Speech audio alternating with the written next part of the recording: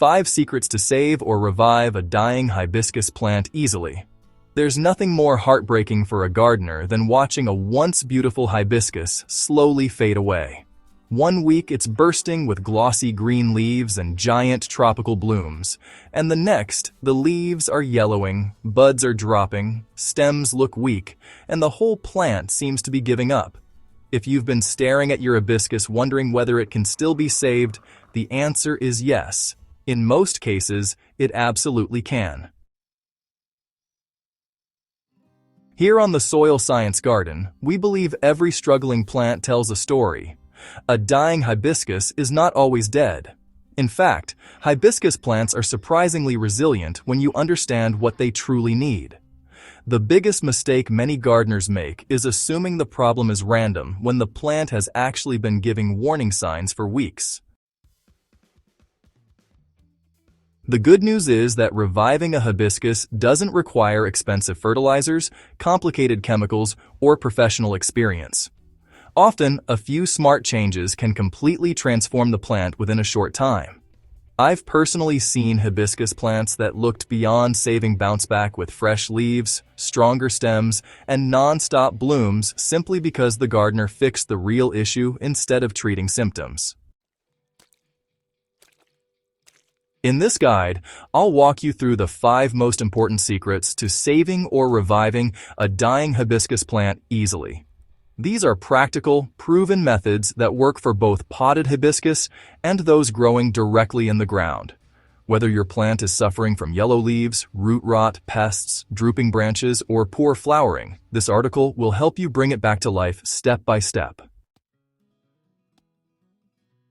Secret number 1. Fix the soil before anything else. If there's one thing that silently kills more hibiscus plants than anything else, it's bad soil. You know, many gardeners focus on watering or fertilizer while completely ignoring what's happening underground. But the roots are the foundation of the plant, and if the soil is compacted, soggy, or nutrient depleted, the hibiscus will slowly decline no matter what you do above the surface. Hibiscus plants love rich, loose, well-draining soil. They want moisture, but they absolutely hate sitting in water for long periods. When the soil stays wet constantly, oxygen disappears from the root zone, and the roots begin to suffocate and rot. Once root rot starts, the leaves turn yellow, the stems weaken, and growth slows dramatically. One easy way to test your soil is by watering the plant and observing how long the water remains. If puddles stay for hours or the soil feels swampy the next day, drainage is a major issue. On the other hand, if water runs through too quickly and the soil dries out within a few hours, the plant may be struggling from drought stress. To revive the plant, start by improving the soil immediately. If your hibiscus is in a pot, remove it carefully and inspect the roots. Healthy roots are light-colored and firm. Rotten roots appear dark, mushy, and smell unpleasant. Trim off damaged roots and repot the plant into fresh soil mixed with compost and coarse sand or perlite for better drainage. For hibiscus growing in the garden, loosen compacted soil around the base and mix in organic matter like compost or aged manure.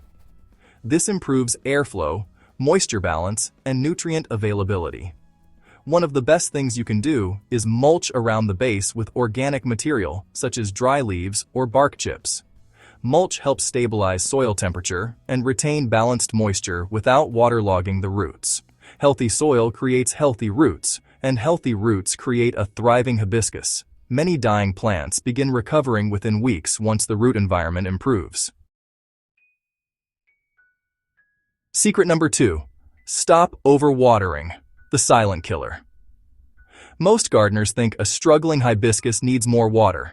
In reality, overwatering is often the very reason the plant is dying. Hibiscus plants love consistent moisture, but they do not want constantly wet soil. There's a huge difference between moist and soaked. Overwatering weakens the root system, encourages fungal disease, and prevents the plant from absorbing nutrients properly. One of the clearest signs of overwatering is yellow leaves that feel soft or limp. The plant may also look droopy, even though the soil is wet. Many gardeners see drooping leaves and add even more water, making the problem worse. Instead of watering on a fixed schedule, learn to read the soil. Insert your finger about 2 inches deep into the soil. If it still feels damp, wait before watering again. Hibiscus plants prefer deep watering, followed by slight drying between waterings. This encourages stronger roots and prevents rot. Potted hibiscus plants are especially vulnerable because containers trap moisture longer than garden soil. Always make sure the pot has drainage holes. Decorative pots without drainage are disasters waiting to happen for hibiscus plants. Climate also matters. During hot summer weather, hibiscus may need more frequent watering, especially if exposed to intense sunlight. But during cooler or rainy periods, watering should be reduced significantly. A trick I personally use for stressed hibiscus plants is morning watering only. Watering early in the day gives the plant time to absorb moisture, while allowing excess water to evaporate before nighttime. Wet soil combined with cool nights creates perfect conditions for fungal disease. Once watering is corrected, many hibiscus plants begin producing healthier leaves surprisingly fast. The plant regains energy because the roots can finally breathe again. Secret number 3. Prune the right way to trigger new growth. One of the biggest revival secrets most gardeners are afraid to try is pruning. When a hibiscus looks weak or dying, people hesitate to cut anything because they fear making things worse. But strategic pruning is often exactly what the plant needs. A struggling hibiscus wastes energy trying to support damaged, diseased, or dead branches. By removing unhealthy growth, you redirect the plant's energy into producing fresh stems and leaves. Start by inspecting the branches carefully. Dead branches are usually brittle and brown inside when scratched lightly. Healthy stems remain green beneath the bark. Remove all dead, blackened, weak, or crossing branches using clean pruning shears. If the plant is severely stressed, don't be afraid to prune harder than usual.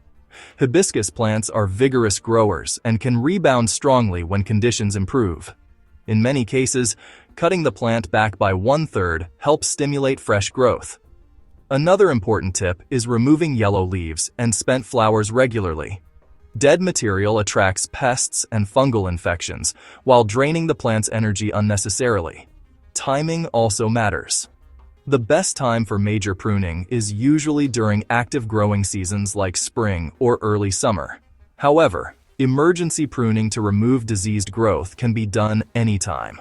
After pruning, your hibiscus may initially look sparse, but don't panic. New shoots often emerge within a few weeks if the roots and soil conditions are healthy. Pruning is not punishment for the plant. Think of it as giving the hibiscus a fresh start. Secret number 4. Feed your hibiscus the nutrients it's begging for. A hibiscus plant? Well, it's a heavy feeder.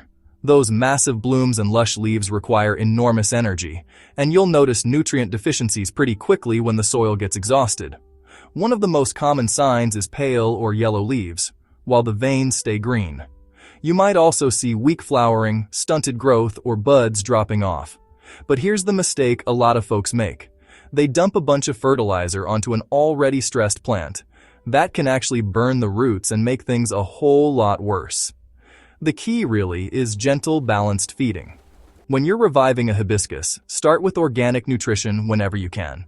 Compost tea, worm castings, diluted fish emulsion, or a balanced, slow-release fertilizer all work beautifully because they feed the plant gradually, without shocking the roots. Hibiscus, in particular, love potassium. It supports flowering and gives the plant strength. Magnesium is just as important for keeping that deep green color in the leaves. Epsom salt can help if you suspect a magnesium deficiency, but moderation is important. One homemade trick I like is banana peel fertilizer. Banana peels are full of potassium and can be chopped into the soil or soaked in water for a mild nutrient boost.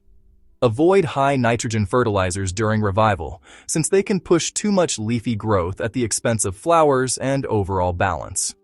Also, remember that sometimes nutrient problems aren't about the amount of fertilizer, but about roots that are too damaged to absorb what they need. That's why fixing soil and watering issues first is so important. Once your hibiscus is properly fed, it'll often reward you with explosive growth and bigger blooms than ever before. Secret number 5. Defeat pests and stress before they destroy the plant. Sometimes, a hibiscus just looks like it's dying, even when you've got the soil and watering right. In those cases, pests or environmental stress are usually the hidden troublemakers. Hibiscus plants attract all sorts of common pests: aphids, spider mites, whiteflies, mealybugs, and scale insects.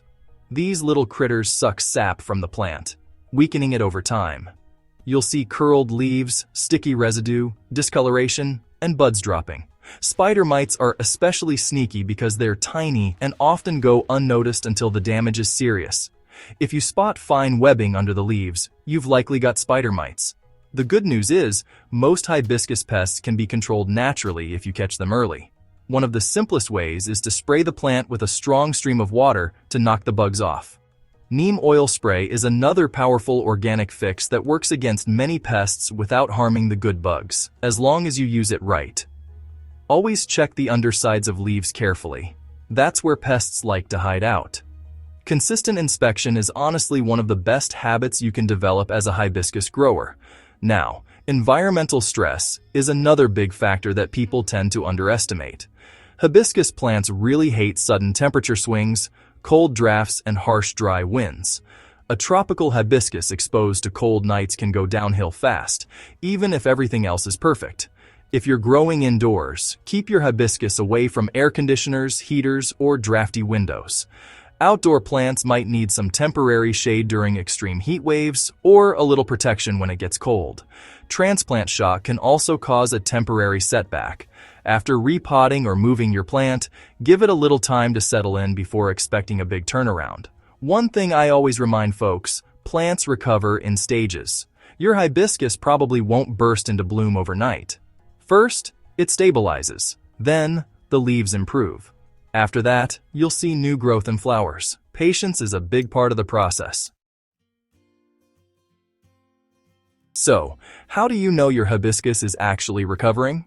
Well, one of the most exciting moments for any gardener is seeing signs of life return to a struggling plant. Thankfully, hibiscus plants usually let you know pretty clearly when things are turning around. The first good sign is often new leaf growth near the tips or lower stems.